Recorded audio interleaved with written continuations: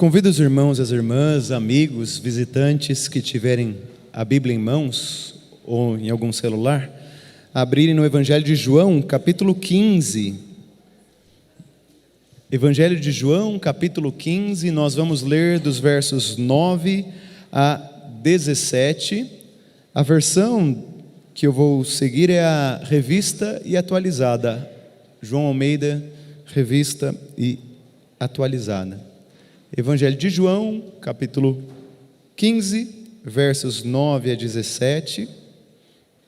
Será projetado para quem não tem o texto. Pai bondoso, Pai querido, ilumina as nossas mentes e os nossos corações, que o Seu Espírito Santo possa se mover no nosso meio livremente, tocando as nossas emoções, os nossos pensamentos, edificando o nosso corpo, o corpo de Cristo, e que assim, ó Pai, o Senhor seja exaltado também através da proclamação das palavras. Em nome de Jesus. Amém. Como o Pai me amou, também eu vos amei. Permanecei no meu amor. Se guardardes os meus mandamentos, permanecereis no meu amor. Assim como também eu tenho guardado os mandamentos do meu Pai, e no seu amor permaneço. Tenho-vos dito estas coisas para que o meu gozo esteja em vós e o vosso gozo seja completo. O meu mandamento é este, que vos ameis uns aos outros assim como eu vos amei. Ninguém tem maior amor do que este, de dar a alguém a própria vida em favor dos seus amigos. Vós sois meus amigos, se fazei o que vos mando. Já não chamo servos, porque o servo não sabe o que faz ao seu senhor.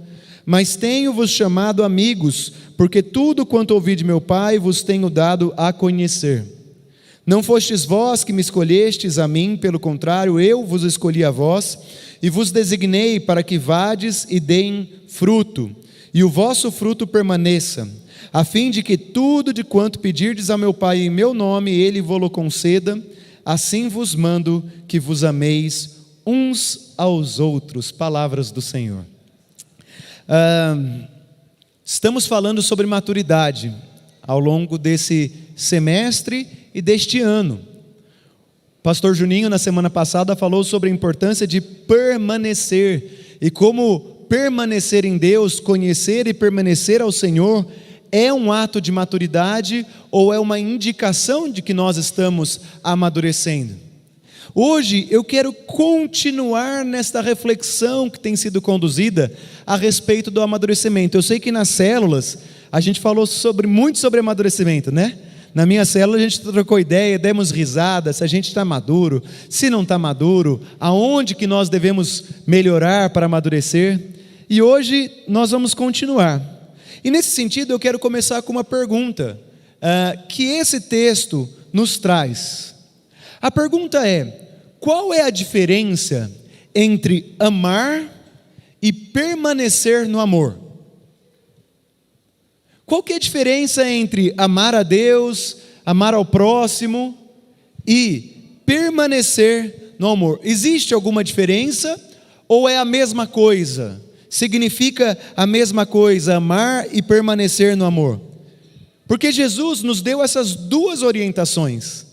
Ele falou tanto que nós devemos amar, como também que nós devemos permanecer no amor. Então em Marcos capítulo 12, versos 30 e 31, Jesus diz assim: ama o Senhor teu Deus de todo o teu coração, de toda a tua alma, de todo o teu entendimento, de toda a tua força, e ame ao teu próximo como a ti mesmo. Veja, Jesus está orientando, instando a gente a amar a pessoa. Mas aqui agora em João 15, 9, ele não diz ame, mas ele diz permaneça no amor. Amar a Deus e permanecer no amor de Deus são convites distintos, são coisas diferentes. Amar a Deus é uma ordem de serviço. Eu sirvo a Deus quando eu amo a Deus, porque eu amo a Deus, dona Selma, eu sirvo a Ele. O amor é essa atitude, junto com um sentimento, junto com uma convicção. Permanecer no amor é uma ordem de cumplicidade. Enquanto amar é uma ordem de serviço, permanecer no amor é uma ordem de cumplicidade. Por isso que Jesus vai falar sobre amizade, daqui a pouco a gente vai ler. Amar a Deus tem a ver com vocação. Eu fui chamado para amar a Deus e amar ao próximo. Jesus me salvou, me deu uma nova vida para este propósito: amar a Deus e amar ao próximo. Permanecer no amor de Deus tem a ver com amizade. A gente já vai entender a diferença. Amar a Deus tem a ver com o convite de Jesus para uma vida nova. É o começo da caminhada. Ame a Deus e ame ao próximo. É aquele calor, é aquela chama que arde, que me leva a amar a Deus, a me emocionar, a buscar fazer a vontade de Deus. Permanecer no amor de Deus tem a ver com a perseverança dos santos. Tem a ver já com um certo grau de maturidade, de caminhada lá na frente, em que eu já conheci o amor. Então eu amo a minha família, eu amo a minha esposa, os meus filhos, eu amo a igreja. O que isso significa? Significa que eu sirvo a minha família e a Deus, significa que eu cuido da minha família e do meu relacionamento com Deus, significa que eu me alegro com a minha família, que eu gosto de estar com eles, que eu compartilho de sonhos, porque eu amo a eles, e porque eu amo ao Senhor, eu obedeço aos seus mandamentos e me submeto à sua vontade, porque eu amo, eu assim o faço. Mas nesse texto de hoje, que para mim ele os jovens fazem, né? Explode assim a mente da graça. Ele vai falar sobre permanecer. O verbo aqui não é amar, mas é permanecer. O verbo indica movimento. Então o movimento aqui é permanecer no amor. Não é amar, mas é permanecer. É um segundo passo rumo à maturidade. O primeiro é amar. Nesse caso, Jesus parte do princípio de que o amor já existe. Então, quando Jesus diz permaneça no amor, é porque o amor já existe. O amor já existe e agora a minha função é manter-me firme nesse amor. Veja que ele começa dizendo: como o Pai me amou, eu também vos amei. Um verbo no passado, já é algo garantido, já é algo concreto. O amor já existe. Então agora o meu verbo ou a minha ação é permanecer nesse amor que já existe. Esse amor que o discípulo já conhece, esse amor que já me beneficiou, que já me trouxe grandes dádivas. O amor de Deus já se manifestou a mim e por isso eu sou chamado a permanecer no amor. Agora, quando a gente pensa em permanecer, e esse convite de Jesus, me vem à mente o seguinte: não é um pouco absurdo? Leandro, por que eu não ia querer estar no amor de Deus? Se o amor de Deus é a melhor coisa que eu posso viver na vida, se o amor de Deus é o que me sustenta, é o que me renova, é o que me faz levantar todas as manhãs, se o amor de Deus é o que me inspira, é o que me dá esperança, se o amor de Deus é tão grandioso, mas é tão grande, como que diz a musiquinha das crianças? É tão grande, mas é tão grande, né? Por que eu não gostaria, por que uma pessoa em sã consciência não desejaria participar do amor de Deus ou abandonaria esse amor? Isso parece absurdo, mas não é, porque está na boca de Jesus, e se Jesus falou, não é absurdo. Jesus ele está falando isso porque ele sabe que nós seremos tentados na caminhada a se afastar desse amor e a não permanecer nesse amor, eu e todos nós aqui. A tentação carnal de não querer fazer parte desse símbolo profundo do amor de Deus. E talvez um bom exemplo, Vinícius, é o exemplo da parábola do filho pródigo. Porque o filho pródigo, para você que está nos visitando, é uma parábola, uma história que Jesus contou. E ele conta que tinha um pai e 2 filhos. E eles viviam nesse amor do pai. Eles estavam no latifúndio do pai, eles conviviam com o pai, eles ouviam a boa palavra do pai pela manhã, eles olhavam para o sorriso do pai, eles provavelmente trocavam ideias com o pai, eles eram filhos, e esse pai era um pai bom, um pai amoroso, e de repente um dos filhos resolve abandonar o convívio do pai. Jesus conta essa história. Um dos filhos, ele entende que é melhor deixar a presença do pai. Ele quer a bênção do pai, mas ele não quer o convívio com o pai. Eu nunca vivi isso, mas deve doer muito, né? Um filho virar e falar assim: olha, eu quero o seu dinheiro, mas eu não quero ter nada a ver com você. Eu quero a tua bênção, eu quero minha herança, mas eu não quero me relacionar. E esse filho, ele prefere a bênção, ele não permanece no pai, e o pai não o impede. E aí, Cristina, esse filho vai embora. E a gente sabe o que acontece. Quem não é da igreja, quero falar, esse menino vai embora, torra toda a herança dele, ele gasta com amigos, com a vida boa, a boemia, e aí, num dado momento, ele vai perdendo todo o dinheiro dele, não se sustenta, esse dinheiro não renova, porque o amor do pai renova, mas o dinheiro não renova, ele tem fim, a gente sabe disso, quem já passou dificuldade. E aí ele chega a comer com os porcos, porque ele cuidava de porcos, e aí ele comia às vezes a comida dos porcos.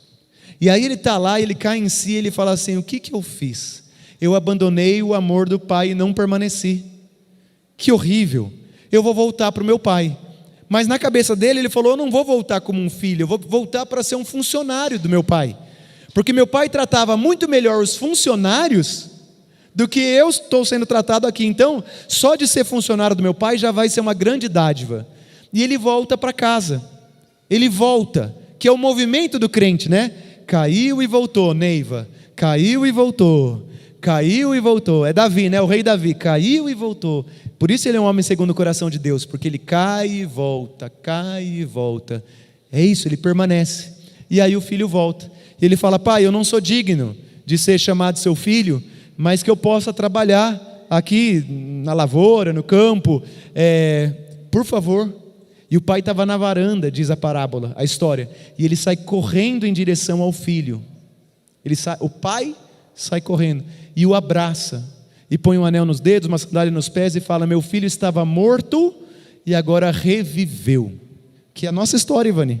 A gente estava morto e Deus deu a vida. E ele fala: vamos assar o melhor cordeiro, porque eu estou feliz.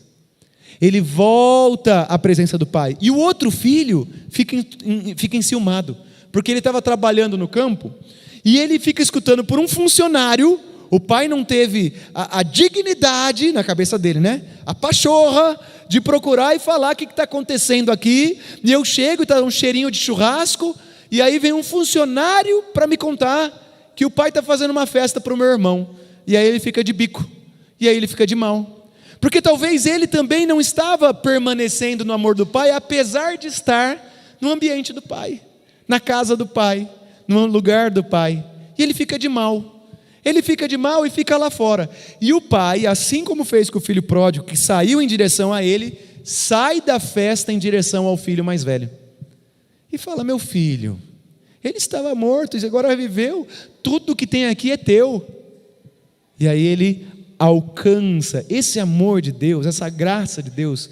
Ela não existe igual, irmão. Não tem filme de Hollywood, não tem homem nem mulher que você se apaixone, não tem irmão, não tem o seu próprio filho. O amor que você tem por ele não se compara ao amor que Deus tem por nós. E é isso que está acontecendo aqui. Deus, tamanha graça e sabedoria, Ele sabe que nós seríamos tentados a nos desviar do caminho do Senhor. Algumas semanas eu tenho conversado com uma amiga, foi ovelha minha, e ela disse assim para mim: eu estou no fundo do poço. Aí eu fiquei muito preocupado, né? E ela falou assim: eu quero voltar para Jesus.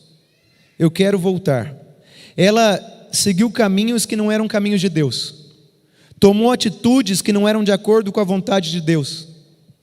Ela se deu mal, mas não é pouco não, viu, irmãos? É muito mal. É muito mal. Quando ela fala que é fundo do poço, é fundo do poço. Mas ela continua sendo amada por Deus no fundo do poço. Ela continua sendo alvo do amor de Deus, como uma ovelha perdida que está machucada e que precisa ser restaurada. E aí Deus vai em direção a ela para que ela possa ter uma vida nova. Agora, o que eu preciso entender dela? Se o que ela está sentindo é remorso, ou se o que ela está sentindo é arrependimento. Se ela está sentindo remorso ou arrependimento. Deus quer que a gente permaneça nele, porque só assim nós vamos ficar repletos de sua alegria. Depois de chamar os discípulos a permanecer no seu amor, olha o que ele diz. Ele diz que nós precisamos dessas coisas para que estejamos cheios da alegria de Deus. E o texto diz: sim, a sua alegria transbordará. Irmão, a Bíblia é a palavra de Deus, e ela deixa clara que a alegria do alto é dada para aquele que permanece no Senhor. E aí, com o dia a dia, Sueli, a gente vai se encantando com propostas de alegria e se desviando dessa verdade crucial do Evangelho. E a gente vai se sujando nesse processo, como uma ovelha perdida e desgarrada. Mas daí vem a palavra e fala: volta, meu filho, porque a alegria verdadeira está aqui, com o seu pai, ele o ama, receba esse amor profundo. E aí a gente tem a oportunidade de nos arrepender verdadeiramente. Mas veja, agora eu quero o coração da mensagem, que é agora, graça. Porque não bastasse esse amor que alcança a ovelha perdida, que cuida da ovelha perdida, que restaura a ovelha perdida, que reintegra a ovelha perdida no corpo, Jesus diz que Ele quer ser nosso amigo. E isso é muito poderoso. Olha o que diz: amem uns aos outros como eu amo vocês. Não existe amor maior do que dar a vida por seus amigos. Vocês serão meus amigos se fizerem o que eu ordeno. E olha aqui: já não os chamo de escravos, porque o Senhor não faz confidências a seus escravos. Agora vocês são meus amigos, porque eu disse a vocês tudo o que o Pai me disse. Quando eu li esse texto, Mateus, eu me senti um tanto quanto perturbado. De verdade, Djalma. Porque a graça de Deus, ela é perturbadora, ela constrange. Deus quer ser amigo da gente, porque Ele nos chama amigos. Uma vez, eu estava lá na Indonésia, estava no Canadá e com um amigo da Indonésia. E ele contou uma história sobre esse texto muito interessante. Porque a Bíblia diz, Débora, que nós devemos ser servos de Deus. Mas também diz que nós somos amigos, que Ele já não chama os servos, mas amigos. Pois lá na Indonésia, numa ilha, alguns cristãos usavam o conceito de servidão para explorar o próprio povo. Presta atenção, Leia. Ele falou que os homens faziam encontros e as mulheres ficavam só na cozinha, trabalhando. E os homens comendo do banquete, e as mulheres trabalhando. Ele viu isso com os próprios olhos. Aí uma mulher, mas assim, falou: viu, mas peraí, por que a gente não pode também participar? Não, mas é um privilégio ser serva do Senhor. Vocês estão servindo a Deus, olha que privilégio, sirva a Deus. Eles usavam a servidão, que é bíblica, distorciam a servidão, para deixar as mulheres numa posição de servidão, e eles numa posição de benefício. Eles pegaram a verdade bíblica que nós somos servos, e corromperam elas, Heber. Não é, você tem que servir, você tem que se sacrificar. E aí eles começaram a entender lá na Indonésia, e começaram a trabalhar com produções teológicas, dizendo assim: uma palavra de Deus pode ser distorcida, a tal ponto de eu falar assim: não, meu filho tem que ficar quieto mesmo, e tem que fazer tudo, e não tem minha esposa tem que se submeter, porque está na Bíblia que é servo, é a servidão. E aí, quando esse povo dessa ilha da Indonésia descobriu esse texto, eles começaram a entender que sim, nós somos servos de Deus, e como servos de Deus, Ele nos deu o privilégio de sermos amigos também, e como amigos nós aqui no reino somos iguais, portanto as mulheres também devem participar. E aí eles falaram, isso nos lembra do problema de Corinto, quando Paulo fala assim, examine-se antes de participar da Santa Ceia, porque naquela época, Ivani, os ricos participavam da ceia, e os pobres ficavam lá fora. Quando os ricos terminavam a ceia, os pobres comiam as migalhas. Não, mas eles são servos, eles estão tendo o privilégio de servir. E aí eu uso uma estrutura de poder para desprestigiar pessoas. A gente tem que ter cuidado, porque nós estamos aqui para servir aos outros e não para ser servidos. Quando Deus vem e Ele conceitua que o reino de Deus é um reino de amigos, Ele começa a falar para a gente que caminhar sozinho não faz parte da missão, que a missão é sempre cumprida numa rede de amigos, que aqui na Primeira IPIC nós chamamos rede de discípulos de Jesus. A amizade é o primeiro sinal da maturidade. A amizade é uma relação mútua de crescimento no Senhor, onde sim, nós somos servos de Deus, mas também Deus nos deu o privilégio de sermos chamados amigos. Nesse tempo eu tenho pensado muito sobre maturidade e buscado sinais de uma igreja madura. Porque é isso que a gente sonha em ser. Porque a igreja madura é aquela que dá fruto. E eu tenho entendido que o caminho da maturidade nunca é percorrido sozinho. O caminho da maturidade é sempre percorrido com amigos. O texto revela que no caminho para a alegria, nós encontramos amizades. Primeiro nós somos amigos de Deus e depois amigos uns dos outros. Como cristãos, e aqui eu quero concluir esse primeiro ponto, nós somos chamados apenas a obedecer, não somos chamados apenas a obedecer às ordens como um servo, mas a conhecer a vontade do Pai, que é isso que diz o texto. O servo não necessariamente está comprometido com o seu senhor. O servo, ele pode estar pensando assim, eu estou trabalhando aqui, mas na hora que tiver uma coisa melhor, estou fora. O servo é aquele que está preocupado com o seu salário, com o seu dinheiro, com o seu sustento, mas não está muito preocupado com a agenda do seu senhor. O servo é alguém que vai cumprir tabela e depois vai embora. Ao servo, o Senhor não revela quase nada. O que é revelado são apenas as funções que cabem ao servo desenvolver. Ao servo, compete apenas fazer o que lhe foi confiado. Mas Deus, em Jesus, vem e fala: eu já não chamo vocês servos, mas amigos. Nós continuamos sendo servos de Deus, mas agora servos que são amigos. E aí eu me pergunto, João, tá bom, eu sou amigo de Deus. O que significa ser amigo de Deus? O que significa que para eu amadurecer, eu tenho que ter um grau de amizade com o Senhor, porque é isso que Ele deseja, é isso que Jesus falou. A amizade, ela não é um relacionamento casual ou uma associação trivial, como nós vemos aí por aí.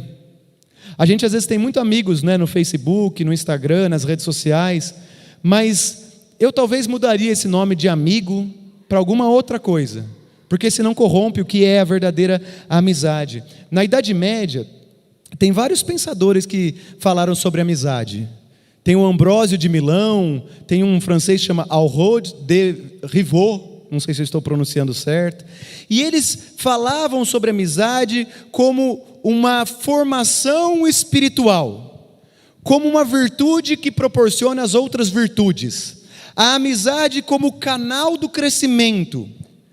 Eles não negam a importância da diversão, daquela conversa jogada fora, mas eles dizem, olha, o amigo verdadeiro é aquele que se desenvolve a você e a comunidade.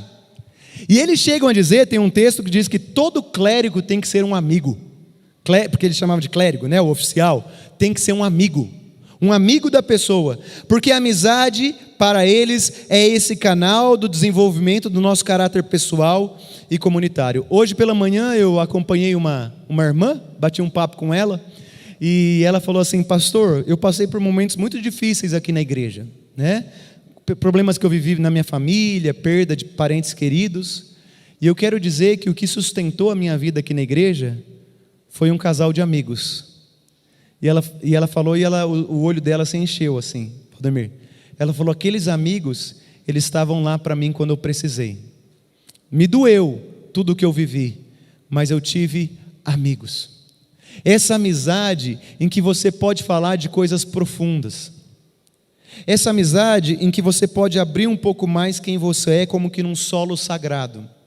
Uma vez, doutor Onésimo, eu estava conversando com um amigo, que para mim é um mentor, é um pastor da igreja presbiteriana de Leme, que hoje vive na Escócia, Edson Duque, uma bênção. E ele começou a falar comigo assim, Ivani, como amigo. E ele foi pegando, parecia assim, Leia, uma chave. Ele foi abrindo meu coração, abrindo. Chegou uma hora que eu senti, Loise, que eu não tinha mais controle, e eu comecei a chorar copiosamente.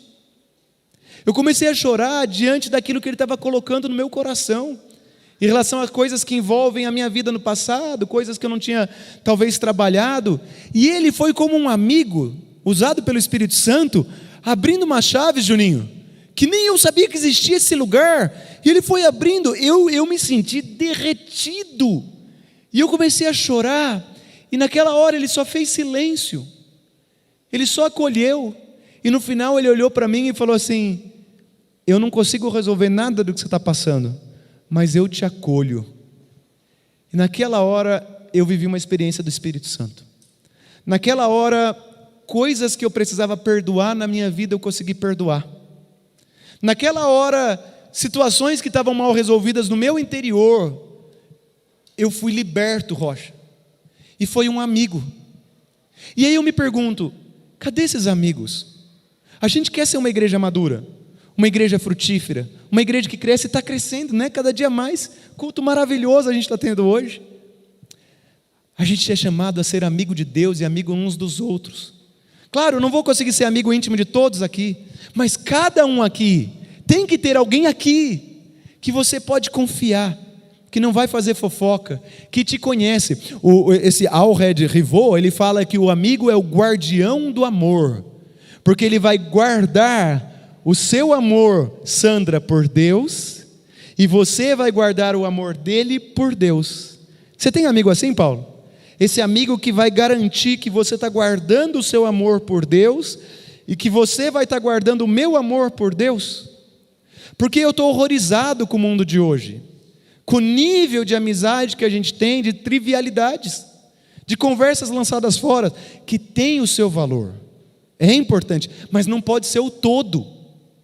Nós precisamos de amigos e amigas, os quais nós possamos abrir o solo sagrado, descalços, e dizer, tem algo que eu preciso te revelar. Uma vez eu recebi uma visita em casa, da mãe de um amigo, e ele falou assim, a prostituta, ela tinha que ter alguém na igreja, ela que está chegando, e falar assim, olha, eu sou péssima, eu tenho vergonha de mim, para que naquela hora o amigo possa falar assim, é verdade que você é suja e tem os seus pecados, mas eu conheço alguém que pode te lavar e te transformar. Essas palavras de graça, Carlos, elas precisam estar permeando as nossas células, os nossos ministérios. Não precisa se expor para todo mundo, falar para todo mundo, mas saiba conversar profundamente com amigos, amigos que podem ser bálsamo na sua vida, que possam trazer cura, que possam falar palavras proféticas, que possam revelar a palavra bíblica, que possam te exortar, porque um amigo pode, e fala, está errado. Eu falei, faz 15 dias para uma irmã, que eu amo, da igreja, falei, olha, isso que você está fazendo é errado e é pecado. Quem foi a última vez que virou para você e falou, isso que você está fazendo é errado e é pecado? Quem foi a última vez que conseguiu pegar uma chave e abrir o teu coração e fazer com que você abrisse coisas profundas, esse solo sagrado, onde você está vulnerável e você está aberto a ser tratado, manuseado, como um vaso de barro que somos? Ontem eu fiz o ofício fúnebre do Valentim, infelizmente ele faleceu, e eu falei sobre vasos de barro, que o apóstolo Paulo vai trabalhar. E aí eu falei assim, olha, como barro ele é maleável, ele pode ser reconstruído, os tesouros de Deus vão cabendo aqui à medida que Deus vai trabalhando esse barro, e o barro ele pode fazer de novo e de novo. Quem é esse amigo teu que é capaz de falar das riquezas que existem na tua vida? Conta a história de uma tribo africana, eu já falei aqui uma vez, de um cidadão que tinha roubado. A história que me parece que é verídica. E aí fizeram uma fogueira bem alta, colocaram a tribo toda em redor da fogueira, e estava lá o cidadão. Quando eu começaram a contar essa história, eu falei, pronto, vão queimar ele. O pastor agora está pregando aqui, vai falar que queimaram o cidadão, né? Não foi o que aconteceu. Começou e falou assim, a mãe falou assim, olha, você não é um ladrão, você é a resposta de oração. Eu orei por muitos anos para ter filho, eu não podia ter filho, e você nasceu. Aí vinha o outro, você é meu primo, que quando eu tinha 6 anos de idade me ensinou a andar de bicicleta. Eu caía e você falava, vai lá, continua. Aí vinha o outro e falava assim, você é meu professor, você me ensinou a tabuada, e hoje eu consigo organizar minhas finanças. Aí vinha um outro e falava assim, você é meu amor, é meu marido, é o pai dos meus filhos, é alguém que me ensinou a olhar para Jesus. E um após o outro ia falando quem ele é, porque ele não é o que ele fez. Essa é uma rede tribal que instrumentaliza a graça do Senhor para a salvação. Só que no mundo que nós vivemos, não se engane, Jesus falou para a gente permanecer porque Ele sabia do risco. Tudo vai colaborar para que você não encontre esses amigos. Falta de tempo, preocupações egóicas, egocêntricas, correria do trabalho, preguiça, gula, avareza, inveja, vaidade, medo, cascas. Eu preguei sobre isso terça-feira, assista lá sobre a mulher samaritana. Eu vou me travando, porque eu já tive 5 sonhos com 5 maridos, nenhum deu certo, e eu já estou fechando, eu não estou mais aberto para Jesus, eu só vou tentando me desviar. Tudo vai colaborar para que essa rede de discípulos e discípulas de Jesus, maduros, que vivem em amizade, não aconteça. Mas tem alguém que vai colaborar para que isso aconteça, e o nome dele é Espírito Santo de Deus. Nós vivemos debaixo do glorioso ministério do Espírito Santo, e esse ministério é poderoso para nos proporcionar histórias de vida. Eu quero ir para o segundo e último ponto. O primeiro, então, a amizade, ela é vontade de Deus. Deus tem a vontade que nós sejamos amigos e um sinal de maturidade. O segundo é que através das amizades nós frutificamos. Deus diz assim: eu os chamei para irem e produzirem frutos douradouros, para que o Pai lhes dê tudo o que pedirem em meu nome. Deus nos chamou para sermos amigos, para irmos e produzirmos frutos. Deus não nos chamou para sermos servos, para irmos e simplesmente cumprirmos tabela. Nós sabemos o coração do nosso Pai, do que nos foi revelado. Sabemos a vontade dEle. Então, através da amizade com Deus e com o próximo, eu posso desenvolver a virtude. A virtude, Andressa, da paciência, a virtude do perdão, da esperança, da alegria. Porque eu conheço os planos de Deus, eu não me distraio com os desafios que surgem. Eu não quero só a bênção do meu Deus como filho pródigo, mas eu quero o convívio com Ele. E aí tem o Basílio de Cesareia, que no século IV, ele falou de 3 tipos de amizade: amizade carnal, amizade mundana e amizade espiritual. Basílio da Cesareia. A amizade carnal é aquela que é voltada para o agrado da própria carne, ok? A amizade mundana é aquela que é encharcada pelos valores do mundo, e a amizade espiritual é aquela que é guiada pelo Espírito Santo. Pensa nas suas amizades nessa manhã. A maioria delas se enquadram na amizade carnal, voltada para o agrado da própria carne, para o prazer, só para satisfação, porque minha vida no trabalho é muito difícil, não aguento mais, então eu preciso do sábado, sextou, para me aliviar. A sua amizade é mundana, que segue os valores do mundo, o que o mundo deseja? Ou as amizades que a gente tem construído são amizades espirituais e, portanto, guiadas pelo Espírito Santo? Nos dias de hoje nós temos poucas amizades espirituais, porque depois da queda, a amizade ficou morna, o ganho privado suplantou o bem comum, a avareza e a inveja corromperam o seu esplendor e introduziram contendas, rivalidades e suspeitas. Mas a boa notícia é que ainda há tempo de buscarmos amizades profundas no Senhor que permaneçam.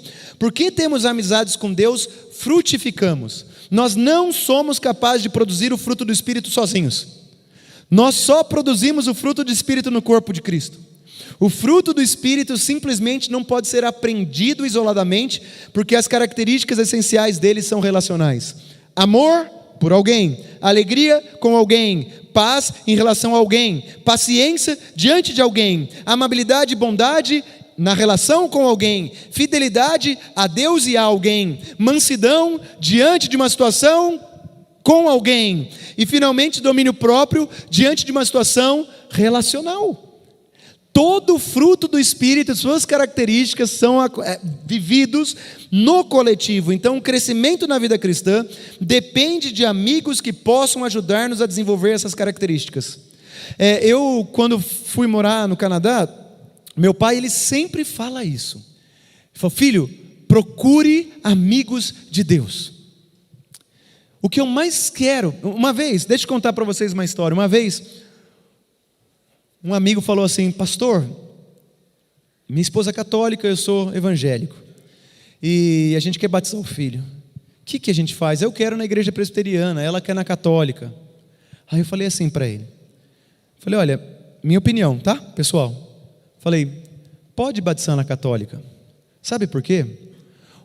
Agora, conversa com ela e fala, mas ele vai frequentar a escola dominical ou os trabalhos da igreja aqui da minha igreja.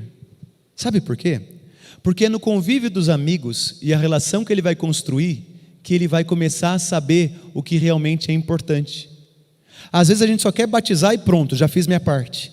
Mas o mais importante é, com quem que a Manu vai se relacionar? Eu tenho falado com uma irmã da igreja agora que está preocupada com a filha dela de 9 anos. Sabe o que eu falei para ela? Garanta que a sua filha está envolvida numa rede de amigos cristãos que amam a Jesus. Eu pequei muito na minha juventude, viu, Sônia? Eu errei muito. Tive meus desvios. Mas sempre que eu pecava, eu estava com alguns amigos da igreja, Vicente. Então a gente saía para fazer bagunça, né?